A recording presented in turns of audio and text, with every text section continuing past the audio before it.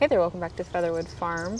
Today is Friday the 20th, and the next 4 days, not including today, we are supposed to be entering that kind of Midwest heat wave. So it's going to be mid to high 90s, and today I'm just going to try to do a few things that need to get done that might be beneficial to get done before said heat wave hits. Yeah, I am located in central Michigan. It's a zone 6A, and those are unusual temperatures for us. I mean, occasionally we're talking like, late July, we might hit a couple of 90-degree days, but that's not a normal thing.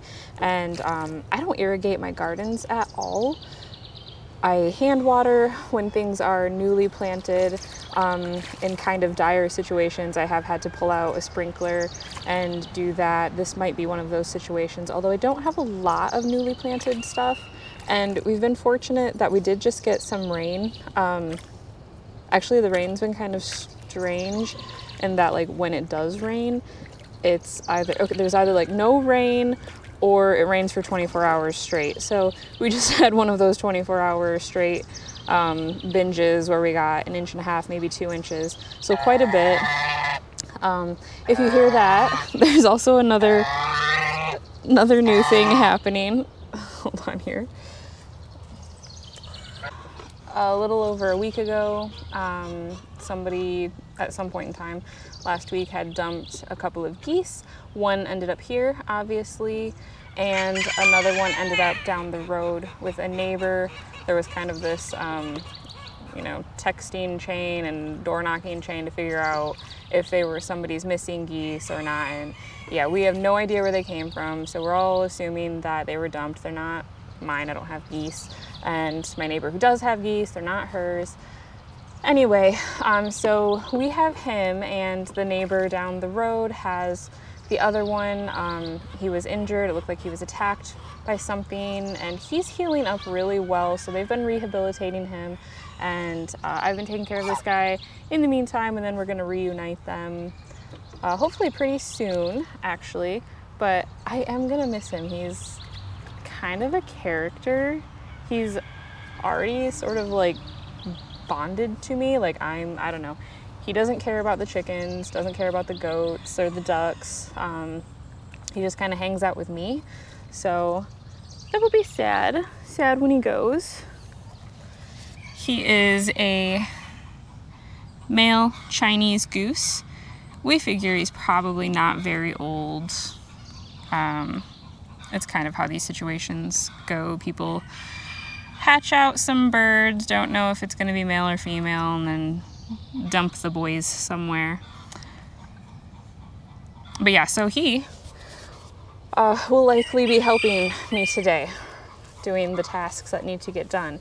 One of my top priorities is getting the tomatoes trellised. One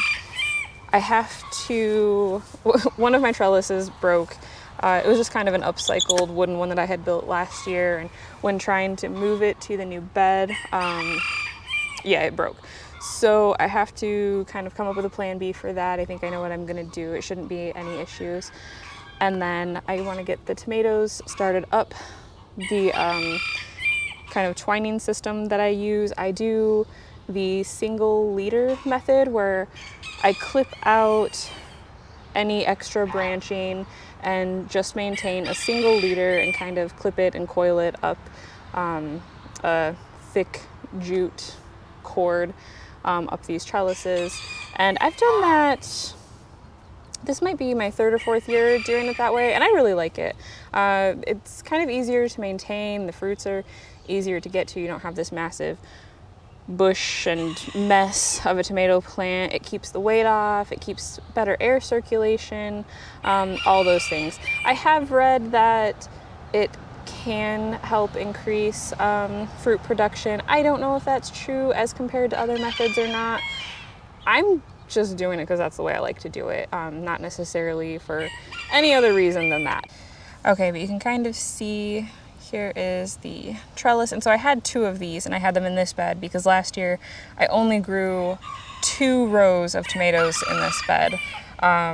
But this year I decided to kind of split them and put tomatoes in that bed and just grow like a single row, if that makes sense. And then I have my herbs and such on either side of those. But yeah, the plants are starting to kind of bulk up. I really should have done this a couple weeks ago, would have been ideal, but it's okay. I'm just now starting to get my first flowers. So if I can get this knocked out today and kind of get everything trimmed back the way that I want, I should be in a pretty good place. Yeah, I don't know if I ever shared actually what varieties I have. So in each bed I have 5 plants. I have Candy Bell, which is a grape. I grew that last year. Cherry Bomb, obviously it's a cherry. Strawberry Fields, which is a pink slicer. I grew that last year as well, and I really liked them. They were not an overly large size, and they didn't have a lot of cracking, and were good for like sandwiches and stuff. And then this is Galahad. These are a beefsteak. I have 2 of those over here. And then in this bed are kind of my paste tomatoes. So I have 2 Tyron plants and then 2 speckled Romans, both paste tomatoes. The speckled Romans I've grown many, many times before. I really like the way that they look. They are kind of multicolored, as the name would imply. And then 1 more Strawberry Fields in the center there. And then, of course, the herbs. This bed is looking real nice. I went through yesterday evening during kind of animal bedtime and weeded it all out. This is Minuet Parsley. And, the packaging said to wait at least 2 weeks before anything would germinate. They said, it will take that long. And I thought it was an exaggeration. It was not. It took every bit of that. And I was concerned that maybe it meant they would be delicate seedlings, but no, they just needed that time and grew into healthy, great plants. Nasturtiums in there, some basils. The basils are looking really good. I grew all of these from seed. The only thing that I didn't get from seed was oregano. I tried growing it from seed, but my seed was maybe 8 years old. It was very old, and I had no success with that. But so this bed is kind of planted all the same with the nasturtiums, the basils, the parsleys. And then the other side that we were just on, kind of my favorite thing, is this bush basil. It is so stinking cute. They are meant to get to kind of a 12-inch globe, and as you can see, this one is getting there. It's maybe 5 inches at this point, but yeah, a little sphere. And I actually sought out this seed once I learned about these. It was kind of hard to get my hands on. I think I came in a little too late in the game and everyone was sold out, but I did eventually get some and absolutely love it. So I will be growing that every year, even if just for decorative purposes. This one's a little bit smaller. And some purple basils, another oregano. I mean, right? Is that not just the sweetest little thing? And it's kind of a nice way to, add some interest to what is just a utilitarian bed. This is a bed that's just dedicated to growing food, but when it can be fun, why not? Okay, so that is on the list. Yesterday I did my first harvest of the snow peas, harvested about 2 pounds, and I'm probably going to come back tomorrow morning and do another harvest before that heat really kicks in. The snap peas, it stinks. They are really, really close to being ready to be harvested. And I'm afraid that if I wait until the heat, I'm going to have some problems. So I'm pushing until the last minute. But yeah, as you can see, I had to come in and give some extra reinforcement to these. I had never grown sugar snap peas. I've always just grown snow peas and shelling peas. And I did not know that they grew so tall. So they started toppling. The fence that I have in here is a 4-foot fence, like trellising that I'm using for them. And they are 2.5, 3 foot over the top of that. So I'm thinking in the future, I will grow those on the arches in the spring. So that is the plan there. Calendulas are starting to flower. I've been harvesting from those. My sweet peas, they are starting to do things. And again, we're gonna have this heat wave, and I'm concerned that it's, they're just gonna peter out. I have them clipped on here because boy, they didn't want to cooperate, but some of them are starting to bloom. And over here we have this really lovely dark kind of purple coloration. Yeah, so I don't know. I don't know how that is going to work out. Hopefully they can stay strong through the heat, but I have kind of low expectations. And then what else in here? Yeah, so I, would have hoped that I had more going on over the arches. That clearly hasn't happened. So after this weekend, when I see kind of what happens with these sweet peas, they might just be getting yanked out, and I'll be growing some beans up them, the Monte Gusto yellow beans. They performed really well for me last year, and they grow quickly and cover quickly. I do have some cucumbers that I'm trying to grow up this one, and they're taking their sweet time. They're finally starting to do a little something. And then, yeah, there's more sweet peas on this bed. So these ones I'll probably yank as well, and maybe put in more cucumbers or beans, I'm not sure yet.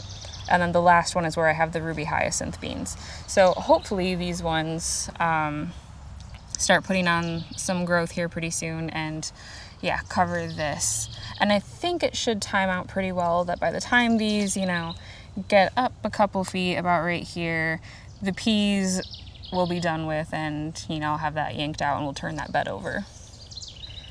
If it all goes according to plan. That's the hopes.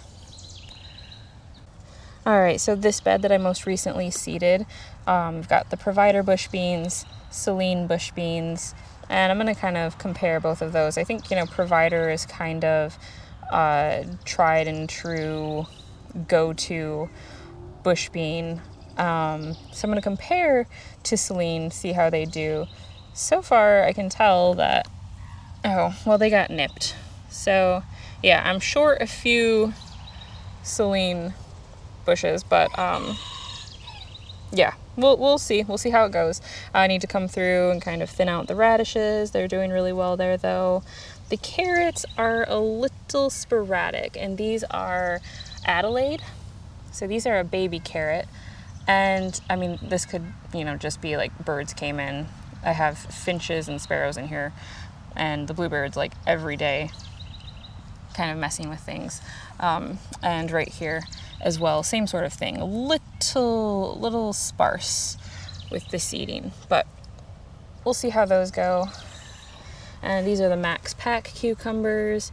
Like I said, finally starting to put on some growth, so that's good. Kale's looking good since last time. I just went through and cut back the zinnias. Probably should have done that maybe a week sooner, but that's okay. So we won't have any flowers for a bit on those.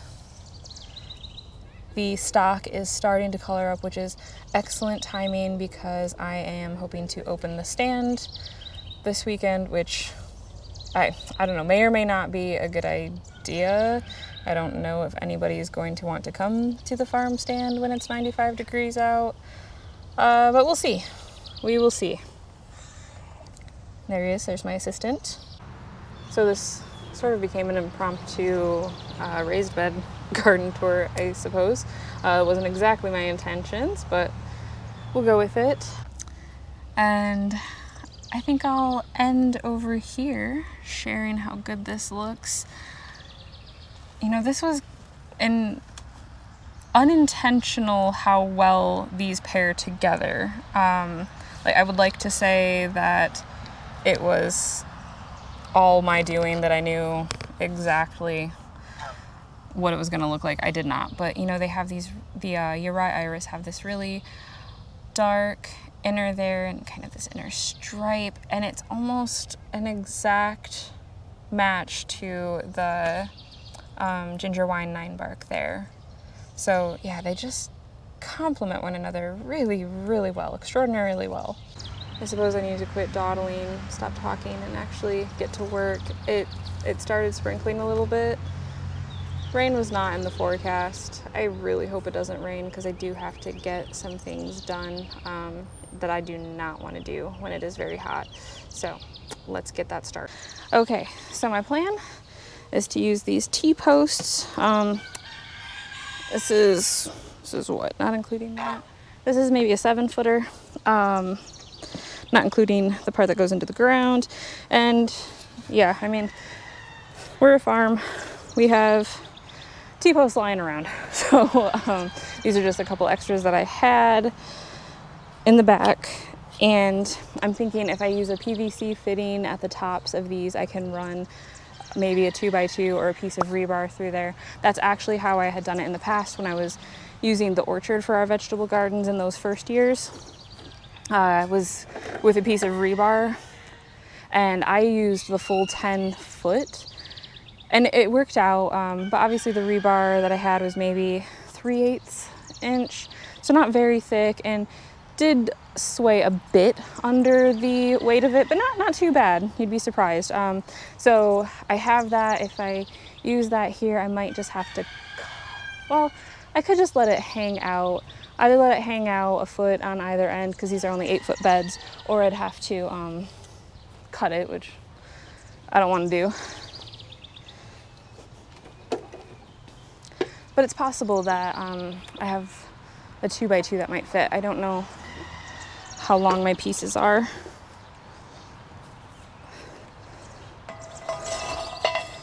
All right, this is gonna get loud, buddy. Am I in the center? Actually, hold up. I did not center that very well. Whoops.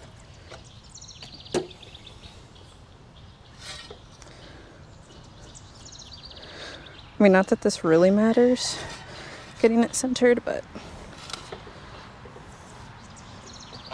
okay.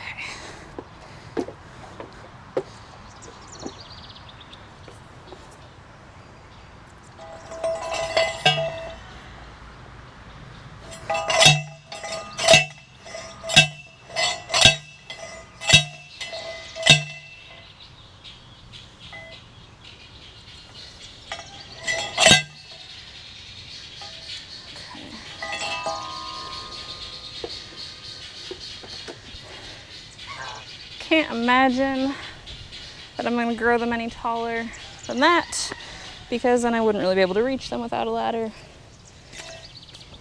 So, calling that. Now, gotta go find some fittings.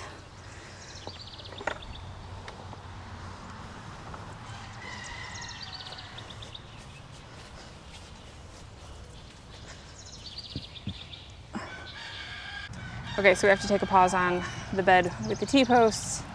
I have no idea where I put the PVC pipe fittings, so to try to search for them or just get a couple more. In the meantime, we will get the one behind me set up. Brandon did get these moved in for me and hammered in, not as far as I had them previously, but I don't think it should go anywhere. If it does, we get to blame him. So, this is a jute. I like using jute because it's biodegradable, and so then at the end of the season I don't have to worry about separating it from the plant when I'm kind of cutting everything back and composting. Whereas if it was nylon, yes, it's reusable, but I have to, you know, take care to get it all pulled out. And again, a little bit lazy when it comes to that. So this, I wouldn't trust it to last more than one season. This one's thick, it may, but no, it's intended for just a single season. I'll double check the thickness. It is quite thick. And what I'm gonna do is just get 5 strands of it coiled or tied at the top there and kind of drape them down and get our plants started growing up these. I have some clips as well to assist. All right, let's see if we can make that much extra. Okay, we're gonna be a little generous in our sizes.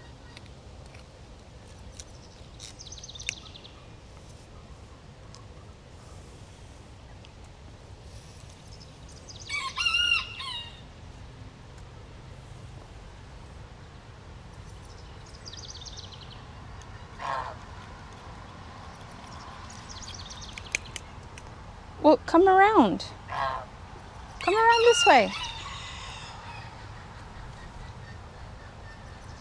He got himself on the outside of the fence, and so he's just kind of standing there crying about it.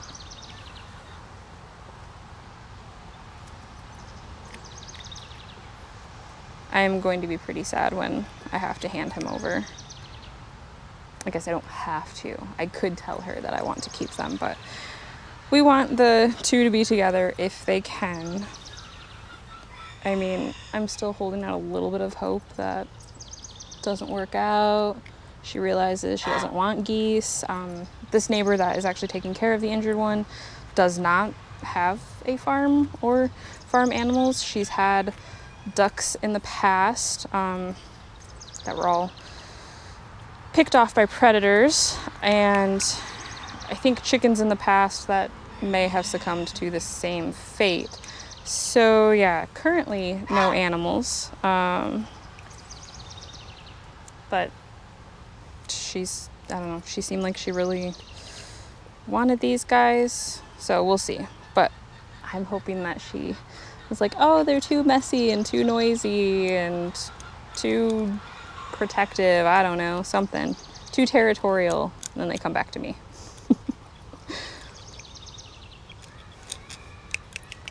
Okay, probably shouldn't be using these for that, but we'll sharpen them afterward. So I've got 5 strands cut. You know, and I might be able to come through and with like a mallet and kind of hammer these in a little bit more if need be.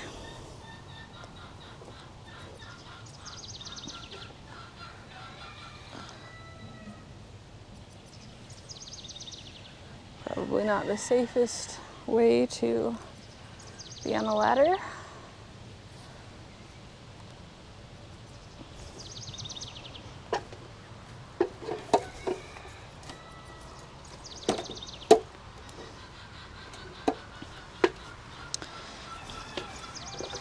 Yeah, so this method is good for indeterminate varieties, which everything I'm growing in here is an indeterminate, meaning they will just grow and grow and grow. You are in charge of capping their size essentially. And of course, like, you know, your conditions will also play a factor in that as well. I do have one variety that is a determinate. It's like a little cocktail tomato. I still have yet to put it in a planter, shame on me. But that one I'm just gonna keep like right on the deck. That was some seeds that I was gifted for going to a little like garden thingy locally. So get that done.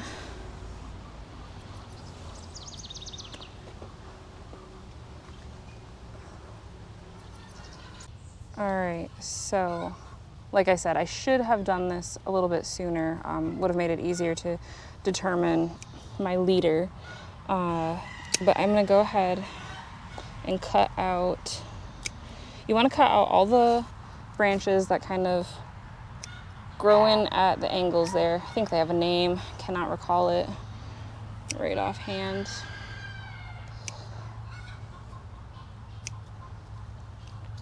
Okay, here is my leader. Oh yeah, and this had been resting so long that it was already starting to grow like little suckers down here. Okay, and keeping this twine pulled taut, I'm grabbing a point and kind of straightening it up and wrapping it around my leader here a few times. And then the rest of it is just gonna sort of drape around the plant. That's absolutely fine. And then coming up here, trying to be gentle. Don't want to break anything. And there, and then after I get these all twined up, I'll come through and clip some of them in places. In the past, I have grown them without clipping, but some of the kind of heavier varieties, so like your beefsteaks, you know, they could use the extra support. I'm also just going to immediately cut out these branches that are, you know, very low and dragging on the soil.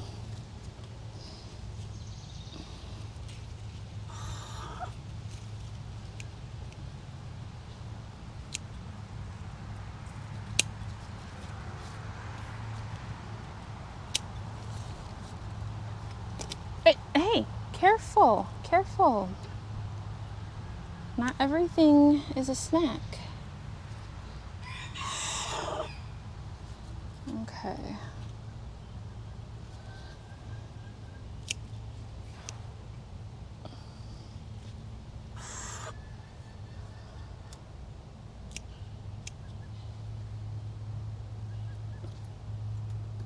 No, don't eat those. No.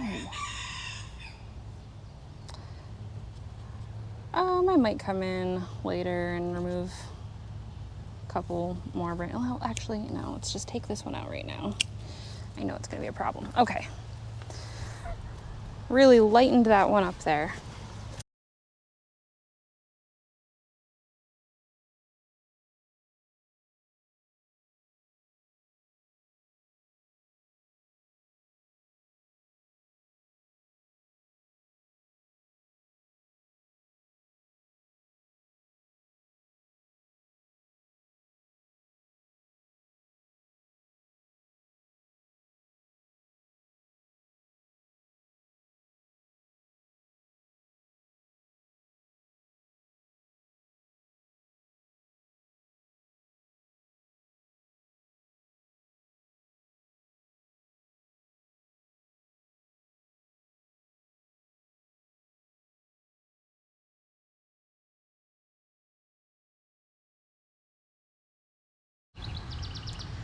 Okay, so there it is, single leader pruning, trellising for your tomato plants.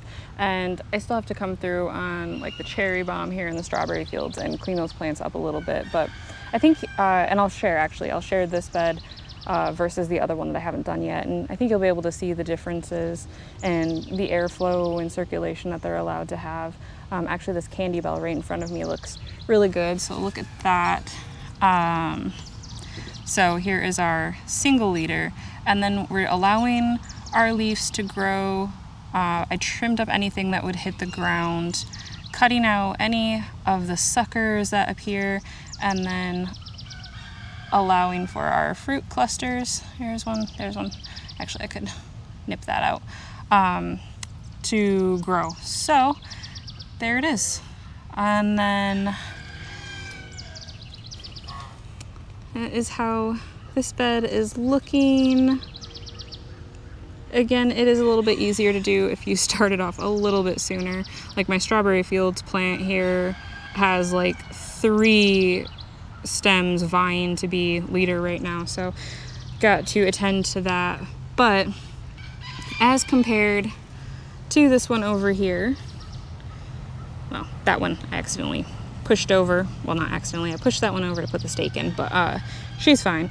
But yeah, I mean, you can see these look a lot more bushy. There's a lot of plant material on the soil and not great airflow. So I'll get this bed taken care of, get it looking as good as that one, and in a month or so, we'll have some tomatoes starting. So thank you for coming along on this impromptu tour through the raised bed gardens. I just get very excited now that things are ready to be harvested and like really coming in, you know, the fruits of my labor here.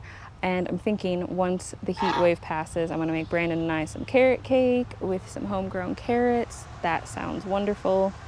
But thank you for joining me while we got this tomato trellis put up.